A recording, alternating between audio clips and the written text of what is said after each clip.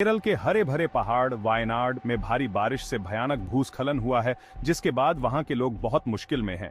इस आफत ने सब कुछ तबाह कर दिया है। सैकड़ों परिवार इससे प्रभावित हुए हैं और उनकी संपत्ति और ढांचों को बहुत नुकसान पहुंचा है। 125 लोगों की मौत हो चुकी है और कई लोग अभी भी मलबे में फंसे हुए हैं। संचार व्यवस्था पूरी तरह से ठप हो गई है, जिससे नुकसान का सही अंदाजा लगाना मुश्किल हो रहा है। बचाव दल समय के साथ दौड़ लगा रहे हैं ताकि फंसे हुए लोगों को बचाया जा सके। भूस्खलन का फौरन असर बहुत ही भयानक रहा है। घर बह गए हैं और सड़कें बंद हो गई हैं। स्थानीय प्रशासन पर भार बहुत ज्यादा है और उन्होंने राष्ट्रीय और अंतर्राष्ट्रीय सहायता की गुहार लगाई है। भारी बारिश ने हालात और भी बदतर बना दिए हैं, जिससे बचाव कार्य में बाधा आ रही है। भारतीय मौसम विज्ञान विभाग ने रेड अलर्ट जारी किया है और लगातार भारी बारिश की चेतावनी दी है। प्रधानमंत्री नरेंद्र मोदी ने इस त्रासदी पर गहरा दुख व्यक्त किया है और केंद्र सरकार की ओर से हर संभव सहायता का आश्वासन दिया है। प्रधानमंत्री कार्यालय ने मृतकों के परिजनों और गंभीर रूप से घायल हुए लोगों को अनुग्रह राशि देने की घोषणा की है। केरल में राहत प्रयासों का समर्थन करने के लिए राष्ट्रीय आपदा प्रतिक्रिया कोष से धनराशि जारी की गई है।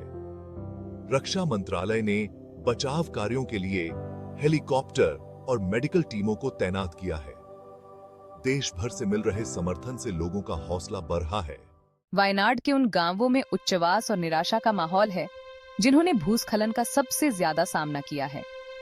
एक समय जो जगह बहुत ही खूबसूरत हुआ करती थी, अब वह युद्ध के मैदान जैसी दिखती है, जिस पर प्रकृति के कहर के जख्म साफ नजर आ रहे हैं। सबसे ज्यादा प्रभावित इलाकों में से एक पुथुमाला गांव में घर मलबे में तब्दील हो गए हैं। उनकी नींव जमीन में समा गई है। हवा में गीली मिट्टी की गंध और सन्नाटा छाया हुआ है, जो सिर्फ उन लोगों के रोने की आवाज से ही टूटता है जिन्होंने अपना सब कुछ खो दिया है। परिवार अस्थायी आश्रयों में दुबके हुए हैं।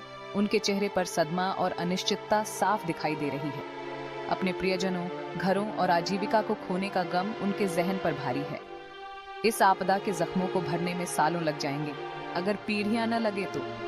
भूस्खलन ने न केवल लोगों की जान ली है और उनके घरों को तबाह किया है, बल्कि इस क्षेत्र के कृषि और पर्यटन उद्योगों को भी गंभीर रूप से प्रभावित किया है। फसलों, पशुओं और बुनियादी ढांचों को हुए नुकसान के पहले से ही कमजोर समुदायों पर दीर्घकालिक आर्थिक परिणाम होंगे।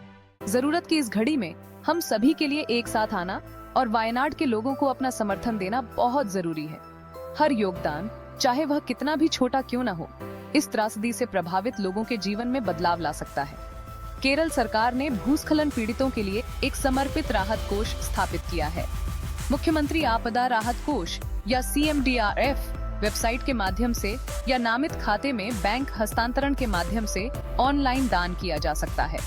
कई गैर सरकारी संगठन और सामाजिक संगठन भी जमीनी स्तर पर काम कर रहे हैं, जो प्रभावित समुदायों को जरूरी सामान, चिकित्सा सहायता और मनोवैज्ञानिक सहायता प्रदान कर रहे हैं। आप अपना समय देकर, पैसे दान करके या भोजन, कपड़े और दवाइयाँ जैसी जरूरी चीजें देकर उनके प्रयासों में योगदान दे सकते हैं। कृपया रेड क्रॉस सोसाइटी, गूंज और सीड्स इंडिया जैसे प्रतिष्ठित गैर सरकारी संगठनों की वेबसाइट पर जाएं और जानें कि आप कैसे दान कर सकते हैं और स्वयं सेवा कर सकते हैं। आपका समर्थन जिंदगियां फिर से बनाने और उन लोगों के दिलों में उम्मीद जगाने में मदद कर सकता है जिन्होंने अपना सब कुछ खो दिया है।